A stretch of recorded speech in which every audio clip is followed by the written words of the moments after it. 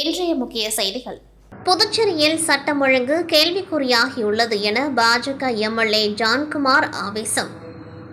புதுச்சேரியில் பாஜக பிரமுகர் கொலை வழக்கை சிபிசிஐடி பிரிவுக்கு மாற்ற வலியுறுத்தியிருந்தேன். ஆனால் தற்பொழுது புதுச்சேரியில் சில காலமாக ஆளுநர் மாளிகை, முதலமைச்சர் ரங்கசாமி வீடுகளுக்கு தொடர்ந்து வெடிகுண்டு மிரட்டல் வருகின்றது.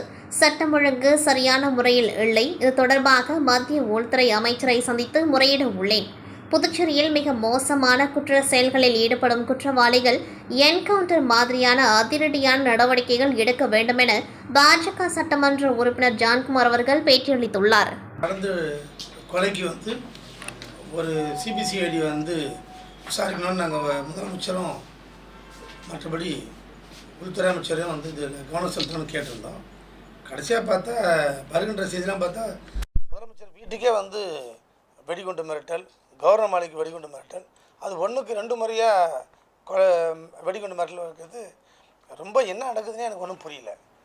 என்ன சட்டம் நிலைமை இருக்குதுன்றே எனக்கே ஒன்றும் புரியல. தொடர்ந்து இந்த ஒரு வருஷத்தில் பார்த்தோம்னா, நீங்கள் கடந்த ஒரு வருஷத்துக்குள்ளே பார்த்தீங்கன்னா ஒரு சின்ன பொண்ணை கற்பழிச்சு அது மூட்டையில் கட்டி போட்டாங்க. அதுக்கு அப்பயே தூக்கி போட்டு அவனை 2 ஷூட் பண்ணியிருந்தால் பிரச்சனை இல்லை. நீங்கள் பண்ணாத வேலையை அங்கே ஜெயிலில் இல்லை, அங்கே போனோடனே அவங்க கொடுத்த டார்ச்சரில் அவன் சூசைட் பண்ணிக்கிறான். அப்போ நீங்கள் ஒரு ஷூட் பண்ணியிருந்தால் அப்பயே ஒரு பொதுமக்களுக்கு பார்க்குறவனுக்கு இந்த மாதிரி அறாத்தல் பண்ணுறவனுக்கு ஒரு பயம் ஏற்படும். என்ன தான் எந்த ஒரு சாட்சியம் நிற்கலன்னா தண்டனை கிடைக்க போகிறது கிடையாது. இதில் இம்மிடியேட்டாக இந்த இது மத்திய அரசுக்கு கொண்டு போகணும். நாங்கள் பாரத பிரதமரையும் மற்றபடி உள்துறை அமைச்சரையும் நாங்கள் போய் நேரடியாக போய் சந்தித்து இதுக்கு என்ன தான் ஒரு விடிய காலம் அப்படின்னு சொல்லி கேட்க போகிறோம். ஸோ அதனால் என்னை பொறுத்த வரைக்கும் மாண்புக்கு முதலமைச்சருக்கே பாதுகாப்பு இல்லை, அவர் வீட்டுக்கே வெடிகுண்டு மிரட்டல், கவர்னருக்கே வெடிகுண்டு மிரட்டல்னா இது எங்களால் ஏற்றுக்கவே முடியாது. இதுக்கு ஒரு தீர்வு கிடைக்கணும்னு கேட்டுக்கிறேன். இப்போது சட்டம் ஒழுங்கு சரியில்லை என்பதுக்கு ஒரு பேச்சே கிடையாதுங்க. இது எந்த இடத்த நம்ம ஒரு கண்டிஷன் அதிகமாக போட்டுட்டோம்னா பிரச்சனை இல்லாமல் கொஞ்சம் பயப்படுவாங்களேன்ற அர்த்தம். நீங்கள் ஈவன் தமிழ்நாட்டில் கூட பாருங்கள், எந்த ஒரு பிரச்சனையாக இருந்தாலும் உடனே அது போட்டு ஒரு என்கவுண்டர் மாதிரி போட்டு அந்த ஒரு கடுமையான ஒரு தண்டனை கொடுத்துட்றாங்க. கொஞ்சம் பயப்படுறாங்க. நீங்கள் பாருங்கள், ஊபிலாம் பாருங்கள் என்ன மாதிரி இது எப்பேற்பட்டு ரவுடிசமாக இருந்த ஊர் இன்றைக்கி என்கவுண்டர் பண்ணி அந்த ஊரே அமைதியாக இருக்குது. அதான் நம்ம ஊரில் வெறும் 16 லட்சம் மக்கள் வச்சுன்னு நம்ம இந்த நிலைமையில் இருக்கிறோம். அங்கெல்லாம் பார்த்தா 16 கோடி மக்கள், 25 கோடி மக்கள் வச்சுக்கின்னு அவ்வளோ அமைதியாக இருக்குது அந்த ஊர் என்பது தான் வேடிக்கை விஷயமா இருக்குது. நாம் இது உடனடியாக இதில் மத்திய அரசு தலையிட்டு இம்மிடியட்டான ஒரு ஆக்ஷன் எடுக்கணும் தான் என்னுடைய குறிக்கோள். இப்படியும் இருக்கோம். பார்த்தா உங்கள் மனநிலைமை என்ன, நீங்கள் என்ன பண்ணுவீங்க? உங்கள் ஃபேமிலி அது மாதிரி பண்ணியிருந்தா நீங்கள் என்ன மாதிரி சொல்லியிருப்பீங்க? உங்கள் ஆதங்க என்ன, உங்கள் ஆதங்க எப்படி இருக்கும்? உங்கள் ஆதங்க எப்படி இருக்கும்? அது சட்டம் ஒழுங்கு பிரகாரம் இந்த நமக்கு இப்படி தான் இருக்குதான்னு கேட்குறேன். மற்ற இடத்துல இதே ஒரு வெளிநாட்டில் சிங்கப்பூரில் அப்படி பண்ண முடியுமா, ஒரு துபாயில் பண்ண முடியுமா? சொல்லுங்க பார்ப்போம். மற்ற கண்ட்ரியில் பண்ண முடியுமா? பண்ண முடியாது. எங்க நான் பேசுகிறது அதாவது மத்திய அரசுகிட்ட இதை கொண்டு போகணும், நான் பாரத பிரதமரை சந்திக்கணும், உள்துறை அமைச்சர் அமித்ஷாவை சந்தித்து இந்த மாதிரியான பிரச்சனைலாம் இருக்குது தலையிட்டு இம்மிடியட்டான ஒரு ஆக்ஷன் எடுக்கணும் தான் சொல்ல வரோம். நாங்கள் இந்த கொலை கொண்ட இதுக்கு மாண்புக்கு முதலமைச்சரும் உள்துறை அமைச்சரும் இதுக்கு ஒரு சிபிசிஐடியை அமைச்சு அது உண்மையான குற்றவாளிக்கு தண்டனை வாங்கி கொடுங்கன்றதுக்கு நாங்கள் சொல்ல வரோம். நாங்கள் அப்படி சொன்னால் அடுத்த நாளே பார்த்தா இது மாதிரி வெடிகுண்டு மிரட்டல் முதலமைச்சருக்கே வருது, கவர்னருக்கே வருதுன்னு என்ன தான் நடக்குது பாண்டிச்சேரியில்னு நமக்கு ஒரு கேள்விக்குறியாகுது. எந்த ஒரு அசம்பாவிதங்கள் தண்டனை நடந்தாலும் அதுக்கு உடனடியாக ஒரு கடுமையான தண்டனை கொடுத்தோம்னா தண்டனைகள் குறையும் என்பதற்காக தான் இதுக்கு ஒரு உடனே ஸ்டெப் எடுக்கணும். மத்திய அரசுகிட்ட கொண்டு போய்ட்டு இதை மாதிரிலாம் பாண்டிச்சேரி நடக்குது, கொஞ்சம் தீவிரமாக ஒரு அதிகாரத்தை மாநில அரசுக்கு கொடுங்கன்றது கேட்கறதுக்காக தான் இந்த மாதிரியான ஒரு பிரச்சனைகள். இன்றைக்கி பார்த்தா அவர் சொல்கிறாரு சுப்ரீம் கோர்ட்லேயே என்கவுண்டர் கிடையாது. என்கவுண்டர் இல்லாமல் மற்ற ஸ்டேட்டில் இருக்குதா? பெரிய இதுக்கெல்லாம் என்கவுண்டர் பண்ணி தானே வராங்க. அப்போ என்கவுண்டரை கொண்டு வந்தோம்னா நம்ம ஆளுங்க அதோட ரவுடிங் அதுலேருந்து கொஞ்சம் உஷாராக இருப்பாங்களே. அல்ல குறையாத செல்வத்தை தரும் அட்சய திருதியை நாளை ஒட்டி இன்று தமிழகத்தில் உள்ள 45,000க்கும் மேற்பட்ட நகை கடைகளில் பெரும்பாலானவை இன்று காலை 5 மணிக்கே விற்பனையை துவங்கிவிட்டன. அட்சய திருதியை நாளான இன்று தங்கம் வாங்கினால் வாழ்வு செழிக்கும் என்று நம்பிக்கை கொண்ட பலர் தங்கம் விலை எண்ணத்தான் ஏறிக்கொண்டே சென்றாலும் ஒரு குண்டு மணி அளவுக்காவது தங்கம் வாங்கிட வேண்டும் என்று ஆர்வம் காட்டினர். ஆனால் சென்னை, கோவை, திருச்சி, மதுரை போன்ற முக்கிய நகரங்களில் உள்ள பிரபல நகைக்கடைகளில் அதிகாலை முதலே கூட்டம் அதிகமாக இருந்தது. அட்சய திருதியை நாள் என்றாலும் தங்கம் விலையில் எந்த மாற்றமும் இல்லை. நேற்று விலையான ஒரு பவுன் தங்கம் ரூபாய் 71,840க்கும் 1 கிராம் 8,980க்கும் விற்பனை செய்யப்பட்டது. கடந்த ஆண்டு அட்சய திருதியை மே மாதம் 10ஆம் தேதி வந்தது. அன்றைக்கு 1 கிராம் தங்கம் ரூபாய் 6,705க்கும் 1 பவுன் ரூபாய் 53,640க்கும் விற்பனையானது. அன்று மட்டும் தமிழகத்தில் 20,000 கிலோ என்ற அளவுக்கு ரூபாய் 15,000 கோடிக்கு தங்க நகை விற்பனையானது. அது முந்தைய ஆண்டை விட 20% விற்பனை அதிகம் என்று கூறப்பட்டது. ஆனால் இந்த ஆண்டு தங்கம் விலை கடுமையாக உயர்ந்த பொழுதும் விற்பனை அமோகமாகவே நடந்து வருவதாக நகைக்கடை உரிமையாளர்கள் மகிழ்ச்சியுடன் தெரிவித்தனர். அதனால் இந்த ஆண்டு அட்சய திருதியை நாளில் தங்கம் விற்பனை கடந்த ஆண்டை விட சாதனை படைக்கும் என்று நம்பப்படுகின்றது. ஸ்ரீகுமரன் தங்க மாளிகையின் உலகத்தரத்தில் 51வது கிளையும் புதுச்சேரியில் 2வது கிளை நேரு வீதியில் திறக்கப்பட்டு அதன் திறப்பு விழா கோலாகலமாக துவங்கப்பட்டது. நிறுவனத்தின் சேர்மன் சந்திரன் மற்றும் இயக்குனர் பரமசிவம், அவரது துணைவியார் புவனேஸ்வரி, நிர்வாக இயக்குனர் வினீத்குமார் ஆகியோர் ரிப்பன் வெட்டி திறந்து வைத்தனர். மேலும் இதில் சிறப்பு விருந்தினராக முதலமைச்சர் ரங்கசாமி மற்றும் பொதுப்பணித்துறை அமைச்சர் லட்சுமி நாராயணன் ஆகியோர் கலந்து கொண்டு குத்துவிளக்கேற்றி முதல் விற்பனையை துவக்கி வைத்தனர். மேலும் இன்று சவரனுக்கு 2,500 தள்ளுபடி வாடிக்கையாளர்களுக்கு சலுகையாக வழங்கப்பட்டது. அதேபோல் வெள்ளி பொருட்களுக்கு 20% வழங்கப்பட்டுள்ளது. மேலும் இந்த சலுகை மே 4ஆம் தேதி வரை நீட்டிக்கப்பட்டுள்ளதாக நிர்வாகம் சார்பாக தெரிவிக்கப்பட்டுள்ளது.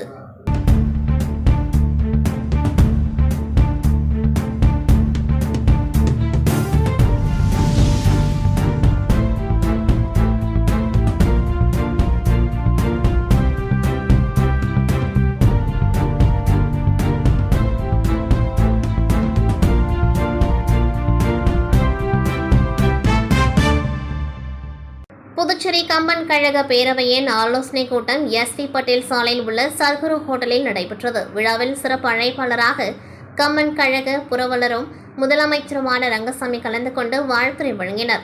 மேலும் இந்த விழாவில் கம்பன் கழக தலைவர் செல்வகணபதி எம்பி, கம்பன் கழக செயலாளர், முன்னாள் சபாநாயகர் சிவக்கொழுந்து உள்ளிட்டோர் கலந்து கொண்டு வாழ்த்துரை வழங்கினர்.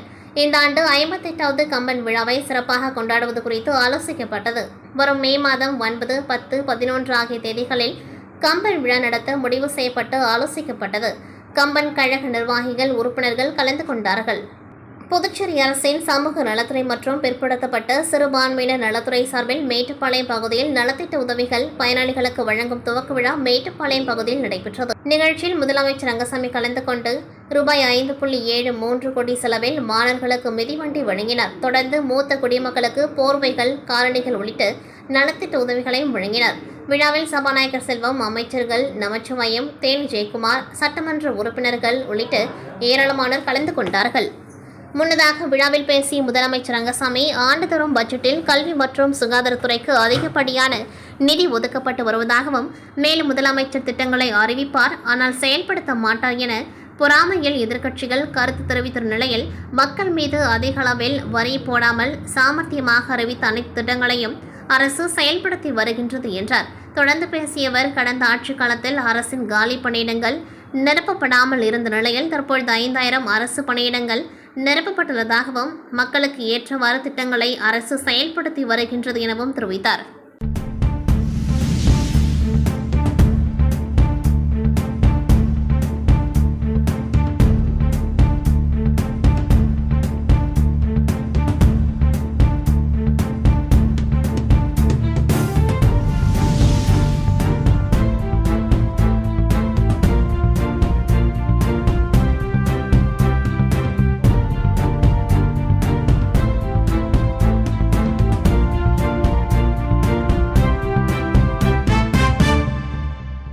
புதுச்சேரி பாஜக மாநில இளைஞரணி துணைத் தலைவர் உமாசங்கர், இவருக்கும் சமைப்பிள்ளை தோட்டம் பகுதியைச் சேர்ந்த பிரபல ரவுடி கர்ணாவிற்கும் மதுபான கடை திறப்பதில் மோதல் மற்றும் நிலத்தகராறு உள்ளிட்ட பல்வேறு பிரச்சினைகளால் ஏற்பட்ட முன் விரோதத்தால் கடந்த 26ஆம் தேதி சனிக்கிழமை கர்ணா தலைமையிலான கும்பலால் வெட்டி படுகொலை செய்யப்பட்டார் உமாசங்கர். இந்நிலையில் இதுகுறித்து வழக்கு பதிவு செய்த லாஸ்பேட்டை போலீசார் கர்ணன் உள்ளிட்ட 11 பேரை கைது செய்து சிறையில் அடைத்தனர். மேலும் ஒருவரை தேடி வருகின்றனர். இந்நிலையில் கர்ணன் தலைமையிலான கும்பல் உமாசங்கரை சரமாரியாக அறிவாளால் வெட்டும் பதப்பதைக்கும் சிசிடிவி காட்சிகள் வெளியாகியுள்ளது. அந்த வீடியோவில் 4 இருசக்கர வாகனங்களில் வரக்கூடிய கொலையாளிகள் சட்டென இறங்கி உமாசங்கரை அறிவாளால் வெட்ட துவங்குகின்றனர். உடனே நிலை தடுமாறி கீழே விழுந்த உமாசங்கரை கர்ணன் தலைமையிலான கும்பல் விடாமல் வெட்டுகின்றது. பின்னர் இருசக்கர வாகனத்தில் ஏறி சென்ற கொலையாளிகள் மீண்டும் இறங்கி வந்து உமாசங்கரை ஆக்ரோஷமாக வெட்டிவிட்டு அங்கிருந்து தப்பி செல்கின்றனர். இதுகுறித்த சிசிடிவி காட்சிகள் வெளியாகி பரபரப்பை ஏற்படுத்தியுள்ளது.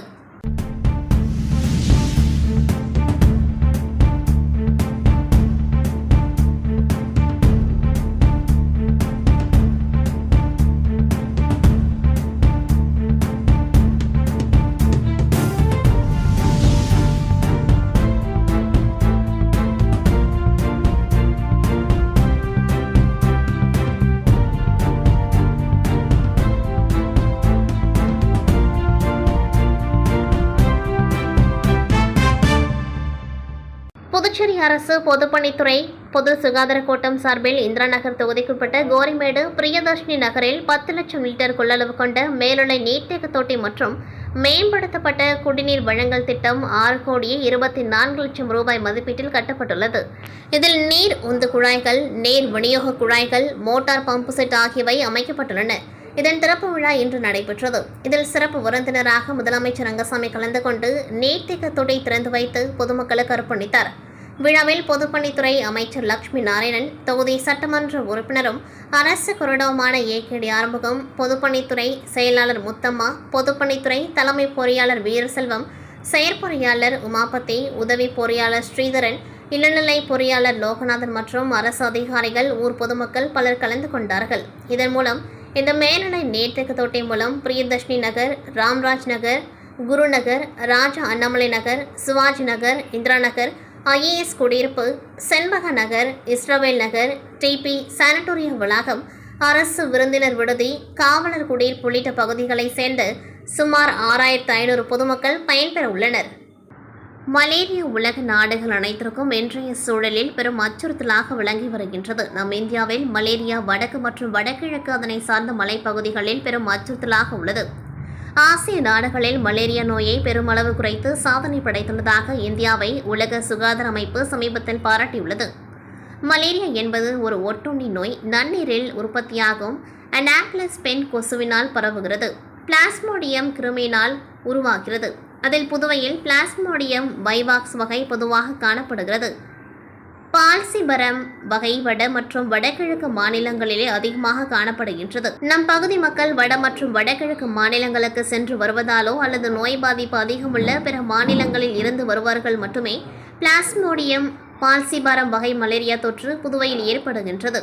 இது புதுவையில் அனைத்து சுகாதார நிலையங்களின் மருத்துவ அதிகாரிகளின் மேற்பார்வையில் சுகாதார உதவியாளர்கள் மற்றும் சுகாதார ஆய்வாளர்களின் தொடர் கவன கண்காணிப்பு, கள ஆய்வு நடவடிக்கைகள் மற்றும் தொழில்நுட்ப உதவியாளர்களின் ஒருங்கிணைப்புடன் மலேரியா களப்பணியாளர்கள் உள்ளிட்டோரின் கூட்டு முயற்சியின் பலனாக புதுவையில் 2021இல் 5 நபர்களுக்கும், 2022இல் 0ஆகவும், 2023இல் 6 நபர்களுக்கும், 2024இல் 4 நபர்களுக்கும் மலேரியா தொற்று கண்டறியப்பட்டுள்ளது. மேலும் புதுவையில் கடந்த 2021ஆம் ஆண்டு முதல் உள்ளூர் தொற்று இல்லாத மலேரியா பாதிப்பு மட்டுமே உள்ளதோடு 2025ஆம் ஆண்டு முதல் இதுவரை மலேரியா ஏதும் கண்டறியப்படவில்லை. தற்பொழுது புதுவையானது உலக சுகாதார நிறுவனத்தின் அறிவுறுத்தலின்படி இந்திய அரசின் இலக்கின்படி மலேரியா இல்லாத புதுவை என்ற இலக்கை எட்டும் நிலையில் உள்ளது. ஒவ்வொரு ஆண்டும் ஏப்ரல் 25ஆம் நாள் உலக மலேரியா ஒழிப்பு தினமாக அனுசரிக்கப்படுகின்றது. ஒவ்வொரு ஆண்டும் உலக நாடுகள் ஒரு கருப்பொருளை அடிப்படையாக கொண்டு மலேரியா ஒழிப்பு நடவடிக்கைகளில் முழுவீச்சில் செயல்பட்டு வருகின்றனர். அந்த அடிப்படையில் இந்த 2025ஆம் ஆண்டு malaria ends with us, reinvest, reimagine, reignite என்ற கருப்பொருள், அதாவது மலேரியா நம்மோடு முடியட்டும், அதற்கு மீண்டும் முதலீடு, புதிய உத்திகளை கண்டறிதல், புதிய அர்ப்பணிப்பு மற்றும் செயல்களை தூண்டுதல் என்ற அடிப்படையில் விழிப்புணர்வு இருசக்கர வாகன ஊர்வலம் நடத்தப்பட்டது. மேலும் இந்த வேளையில் பொதுமக்கள் தங்கள் வீடுகளின் மேல்நிலை தொட்டிகள், கீழ்நிலை தொட்டிகளை கொசு புகாவண்ணம் மூடி வைத்து பாதுகாக்கவும் மற்றும் கிணறு இருந்தால் அவைகளை கொசு புகாவண்ணம் வலையிட்டு பாதுகாக்கவும். இது மலேரியா பரப்பும் கொசு உற்பத்தியை கட்டுப்படுத்த ஏதுவாகும். மலேரியா நோயிலிருந்து நாம் அனைவரும் பாதுகாப்பாக இருக்க பொதுநலன் கருதி நலவழித்துறை இயக்குனர் டாக்டர் வி ரவிச்சந்திரன் அவர்கள் கேட்டுக்கொண்டுள்ளார். சுகாதார உதவியாளர்கள், சுகாதார ஆய்வாளர்கள் மற்றும் தொழில்நுட்ப உதவியாளர்கள் பங்கு பெறும் மலேரியா விழிப்புணர்வு இருசக்கர வாகன பேரணியை சுகாதாரத்துறை இயக்குனர் டாக்டர் வி ரவிச்சந்திரன் கொடியசைத்து துவக்கி வைத்தார். பேரணி துவக்க விழாவில் தேசிய சுகாதார இயக்கம் இயக்குனர் டாக்டர் எஸ் கோவிந்தராஜ், துணை இயக்குனர் குடும்ப நலம் டாக்டர் அனந்தலட்சுமி, IEC துணை இயக்குனர் டாக்டர் ரகுநாத் மற்றும் மலேரியா திட்ட உதவி இயக்குனர் டாக்டர் வசந்தகுமாரி கலந்து கொண்டு சிறப்பித்தனர். உள்ளூர் தொற்று மலேரியா மீண்டும் வராத புதுவையை உருவாக்குவோம், மலேரியா நோயற்ற இந்தியாவை உருவாக்குவோம். புதுச்சேரி சமிப்பிள்ளை தோட்டம் பகுதியைச் சேர்ந்த பாஜக பிரமுகர் உமாசங்கரை கடந்த 26ஆம் தேதி மர்ம கும்பல் வெட்டி படுகொலை செய்தது. கோரிமேடு போலீசார் வழக்கு பதிந்து விசாரணை நடத்தியதில் சமிப்பிள்ளை தோட்டம் பகுதியைச் சேர்ந்த ரவுடியான கருணா தனது கூட்டாளிகள் 11 பேருடன் திட்டம் தீட்டி உமாசங்கரை கொலை செய்தது தெரியவந்தது. இதனையடுத்து கருணாவின் கூட்டாளிகள் ஏழுமலை மகன் செல்வ கணபதி, சண்முகம் மகன் பாலாஜி உள்ளிட்ட 8 பேரை தனிப்படை போலீசார் நேற்று முன்தினம் கைது செய்து சிறையில் அடைத்தனர். தொடர்ந்து முக்கிய குற்றவாளியான ரவுடி கருணா உள்ளிட்ட 4 பேர் கடலூரில் பதுங்கியிருப்பதாக போலீசாருக்கு தகவல் வந்தது. இதையடுத்து தனிப்படை போலீசார் நேற்று முன்தினம் இரவு கடலூர் சென்று கருணா, அவரது கூட்டாளிகள் சஞ்சய், அகிலன் ஆகியோரை கைது செய்து விசாரணை செய்தனர். கைது செய்யப்பட்ட 3 பேரையும் போலீசார் நேற்று நீதிமன்றத்தில் ஆஜர்படுத்தி காலப்பட்டு சிறையில் அடைத்தனர். தலைமறைவாக உள்ள சூர்யாவை தீவிரமாக தேடி வருகின்றனர். சிதம்பரம் வட்டம் பூலாமேடு பெரிய தெருவில் எழுந்தருளி உள்ள முத்துமாரியம்மன் சன்னதியில் இன்று காலை 10:30 மணியளவில் பூரண மகா கும்பாபிஷேகம் நடைபெற்றது. இந்த கும்பாபிஷேகத்தில் கோவில் கலசத்திற்கு முதலில் கும்பாபிஷேகமும், அதையடுத்து கருப்பண்ண சுவாமிக்கு, பிறகு விநாயகர் சிலைக்கும், அதனை அடுத்து முருகர் சிலைக்கும், இறுதியில் முத்துமாரியம்மனுக்கு மகா கும்பாபிஷேகம் நடைபெற்று உலக அமைதிக்காகவும் நன்மைக்காகவும் சிறப்பு ஆராதனை நடைபெற்றது. மேலும் ஒவ்வொருவரின் நேர்த்திக்கடன் நிறைவேறவும் தீப ஆராதனை ஏற்றப்பட்டது. பக்த கோடிகளுக்கு தீர்த்தம் தெளிக்கப்பட்டு அதன் பிறகு அம்மன் தரிசனம் காண்பிக்கப்பட்டது. சுற்றியிருக்கும் அனைத்து ஊர்களிலும் உள்ள பொதுமக்கள் அம்மன் தரிசனத்தை கண்டு களித்து பக்த கோடிகள் கோவிலில் பிரசாதம் வாங்கி சென்றனர். மார்ச் மற்றும் ஏப்ரல் மாதத்தின் துவக்கத்திலேயே வெயிலின் தாக்கம் அதிகமாக காணப்படும் நிலையில் குறிப்பாக நகர்ப்புறங்களில் சுற்றுச்சூழலை மேம்படுத்தவும் காற்று மாசுபாட்டை தடுக்கவும் தொடர்ந்து அடுத்த கட்டமாக மியாவாக்கி காடுகள் அமைக்கும் பணியை அன்ன பிரதோக்ஷனா அறக்கட்டளை மேற்கொண்டு வருகின்றது. ஏற்கனவே உருவாக்கப்பட்ட காடுகள் குறிப்பிட்ட வளர்ச்சியை எட்டிய நிலையில் தொடர்ந்து புதுவை நகரத்தில் மியாவாக்கி குறுங்காடு திட்டம் துவங்கப்பட்டது. அதன் தொடர்ச்சியாக அன்ன பிரதோஷனா சேவை அறக்கட்டளையின் கிரீன் ஷாடோஸ் புதுச்சேரி திட்டத்தின் அடுத்த மைல்கல்லாக கேம்பேக் ஆல்கலேஸ் நிதி உதவியுடன் புதுச்சேரி லாஸ்பேட்டில் உள்ள அரசு VVR தொழில்நுட்ப மேல்நிலைப் பள்ளியில் JTS மியாவாக்கி குறுங்காடுகள் அமைக்கும் நிகழ்வின் துவக்க விழா அன்னப்பிரதோஷ்னா சேவை அறக்கட்டளையின் நிறுவனர் பிரவீன் அவர்கள் தலைமையில் நடைபெற்றது. விழாவில் பள்ளி தலைமை பொறுப்பு ஆங்கில ஆசிரியர் கிறிஸ்டோபர் மலையப்பன், கேம்பேக் ஆல்கலேஸ் நிறுவனத்தின் மூத்த மனிதவள மேலாளர் கண்ணப்பன், மனிதவள மேலாளர் ராஜா, நிர்வாக மனிதவள மேலாளர் ராஜா ஆகியோர் முன்னிலை வகித்தனர். புதுச்சேரி சென்டாக் மாணவர்கள் பெற்றோர்கள் நலசங்கம் தலைவர் நாராயணசாமி, வாய்ஸ் ஃபார் வாய்ஸ்லெஸ் நிறுவனர் அசோக் மற்றும் குளங்கள் காப்போம் குழு தலைவர் கார்த்திகேயன் ஆகியோர் சிறப்பு விருந்தினர்களாக பங்கு பெற்றனர்.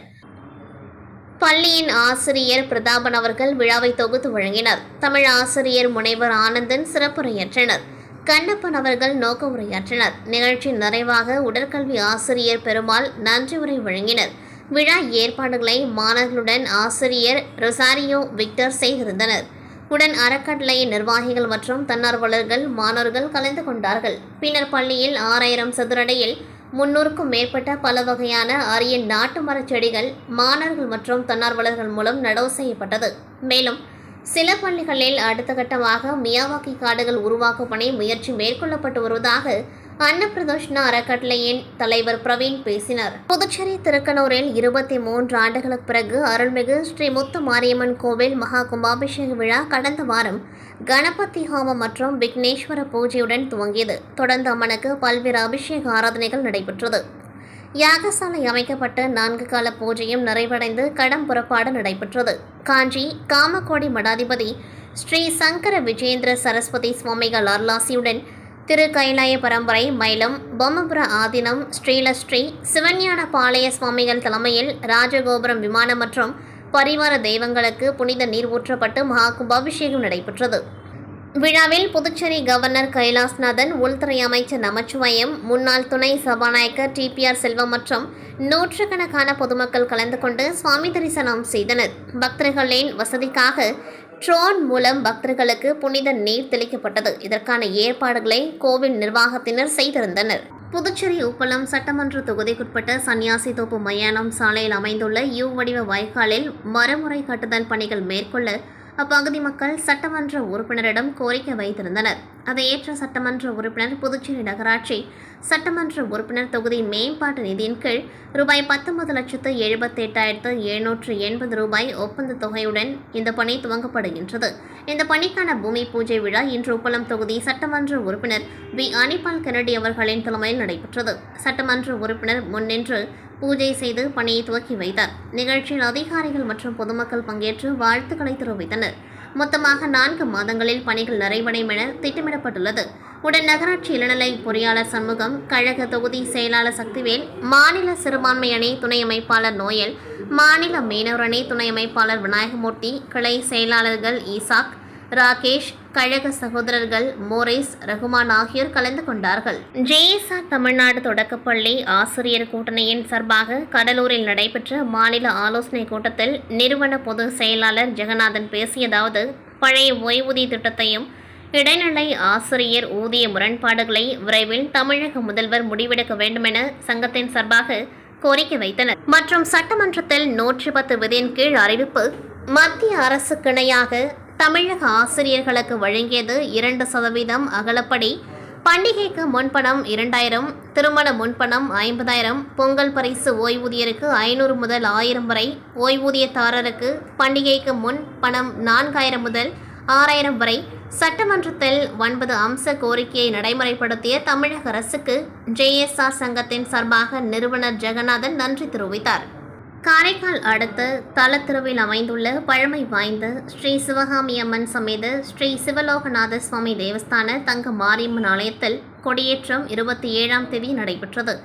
தொடர்ந்து 3ஆம் நாள் தங்க மாரியம்மன் பல வண்ண மலர்களால் அலங்கரிக்கப்பட்டு சீம வாகனத்தில் எழுந்துள்ளே பக்தர்களுக்கு அருள் பாலித்தார். முன்னதாக மூலவருக்கு சிறப்பு அபிஷேகமும், அதனைத் தொடர்ந்து சகஸ்ரநாம அர்ச்சனையும் மகா தீப ஆராதனையும் நடைபெற்றது. இதில் ஏராளமானோர் பங்கேற்று சுவாமி தரிசனம் செய்தனர். பின்னர் தங்க மாரியம்மன் சிம்ம வாகனத்தில் எழுந்தருளி வீதி உலாவும் நடைபெற்றது. திருவிழாவின் முக்கிய நிகழ்ச்சியான தீமிதி திருவிழா மே 5ஆம் தேதி நடைபெற உள்ளது.